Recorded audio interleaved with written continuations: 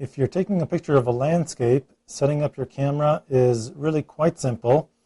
The only thing you want to keep in mind when taking pictures of landscapes is having a long depth of field to have everything in focus. So there are a couple ways of doing this. Turn your mode dial to the landscape scene mode right here. And what that does is allow you to choose between a few different landscape options. The difference, for example, between normal and nature is the color algorithms the camera is using to generate the color in the scene. With nature, there is more emphasis put on greens and blues in your picture.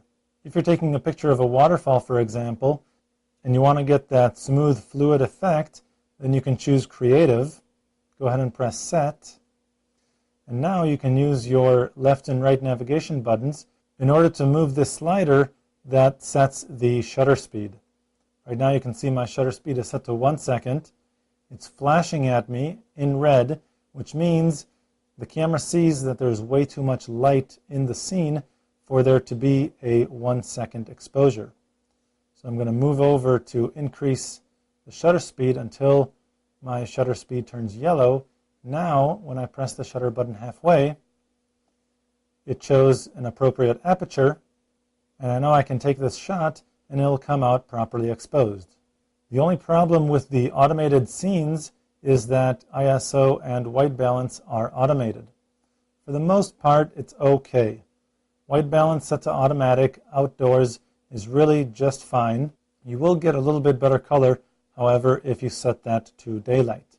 So the other thing you can do instead is choose A from your mode dial. Just turn your mode dial to A. This stands for aperture, and what this allows you to do is set a custom aperture. I'll use my dial in the front to set the aperture. I'll move that up to something like f16. This will get me everything from near to far in focus. You don't necessarily have to have it all the way up to 22. Keep this on 14, 16 should be just fine. And now go ahead and press the shutter button halfway just to make sure that the shutter speed is still fast enough for me to handhold the shot. Right now it's set to 1/40th of a second, which is okay but not great. So I will change the aperture a little bit more.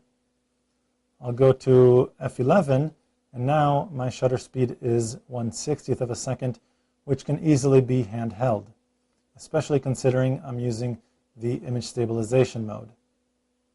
Now my ISO is set to 100. This is great. Again, we're outdoors, there's plenty of light, so this should not be a problem. And my white balance is set to daylight. To change either one of these settings, just press either the ISO button or the white balance button right here.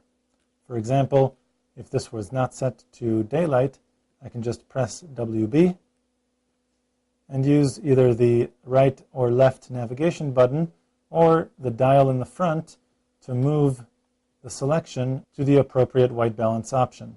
If it's cloudy, for example, I'll choose cloudy, which will help warm up the tones in the image.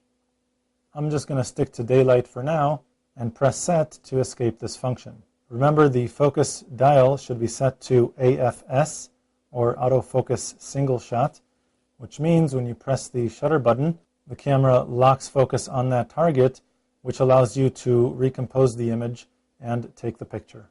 Now, just as with every picture, I want to make sure the focus brackets are over my subject. In this case, anything that's really at a great distance, such as the horizon or a mountain in the landscape. Press the shutter button halfway. The camera will sound a double beep. The brackets will turn green, and there's a green dot in the top right corner indicating the camera has locked focus at that distance. Now you can recompose the image and press the shutter button the rest of the way to take the picture. To find out much more about digital photography and your digital camera, go to lbguides.com.